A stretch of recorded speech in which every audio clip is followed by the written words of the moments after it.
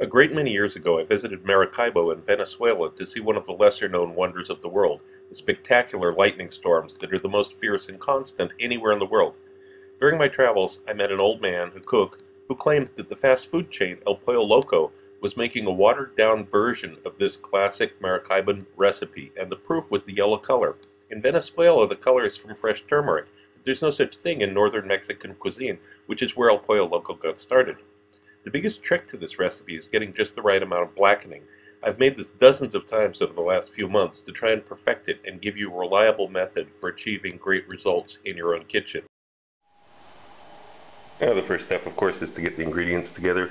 I've got cumin seeds, dried oregano, thyme, smoked paprika, and turmeric. Now, turmeric is not used much in northern Mexican cooking or South American, Latin America cooking, but in Oaxaca and Venezuela, you get fresh turmeric, the actual tuber. You don't see that in Russia, so I'm using the dried. It'll work just fine.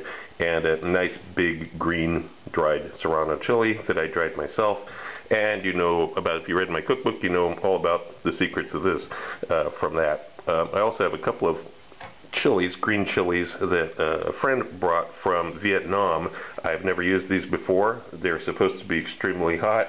I don't know, but in Russia, you're always very thankful to get any super hot chilies because they basically don't exist here. They're not in supermarkets. Russians are not into super hot food. So hopefully these will work out nicely. And I've got the garlic already cut up. So let's begin by grinding the spices. Okay, get all the spices loaded into the spice mill. I've taken the stem off of the chili.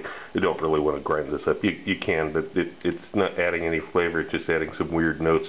A little heaping teaspoon here of coarse salt that helps for the abrasive properties. Just to be sure you understand, I'm not grinding up the garlic and the fresh chilies right now. This is just the dried spices and the salt. Okay, I crushed the garlic into a bowl. I'm going to add the dark brown sugar, all the spices that were just ground, the liquid smoke, about a teaspoon, and a tablespoon or so of ketchup. Here's the green chilies that I sliced up fine. I would use jalapenos if I could get them. Now the lime juice here should make good paste, and we'll set this aside and get the chicken ready next. I have tried making this with many different cuts of chicken, large pieces, small pieces, boneless, bone-in. I finally decided what I like best is fairly large chicken thighs that are bone-in. But I did take a knife and I removed all the extra bone and any little chips that are on the back side. This is especially a problem in Russia because they tend to cut the chickens up with an axe and they leave little bone fragments in it, so you really have to watch here. But then take a knife, make deep incisions. This is what you want. You want pieces that are deeply cut all the way down to the bone. Then you'll load these in and coat them well with this seasoning mix. Really, really coat them well. Now, one of the other good things about this recipe is that once you've gotten it to this point and the chicken is marinating, you can leave it in the marinade for quite a while. You could leave it in here till the next day if you wanted to. I wouldn't go much further than that because then the chicken starts to pick up some other weird notes. But you can cook it off one piece at a time. Of course, I only did like 3 pieces here, but you could have obviously scaled this up and made more. Now I'm taking this pan. It's important that it's metal. Use a metal pan. Will not blacken. In a ceramic dish or Teflon dish or anything else, make sure that it's metal like this.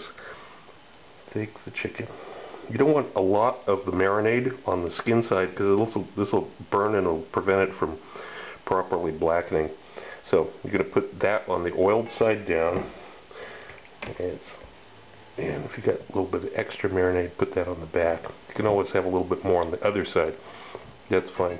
Now, this is going to go into a blazing hot oven.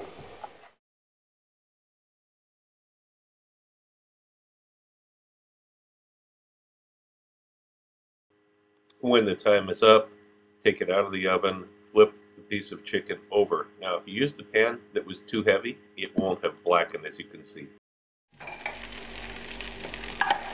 Show you how highly variable the results are depending on the thickness of the metal that of the pan that you're using. Here we have, look at how much blackening there is on this. Far less cooking time.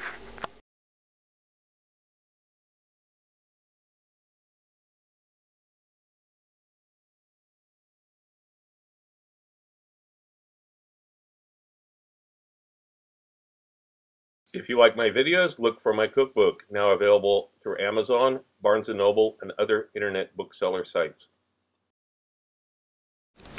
Also look for my cocktail book, Cocktails of the South Pacific and Beyond, Advanced Mixology, available through Amazon online.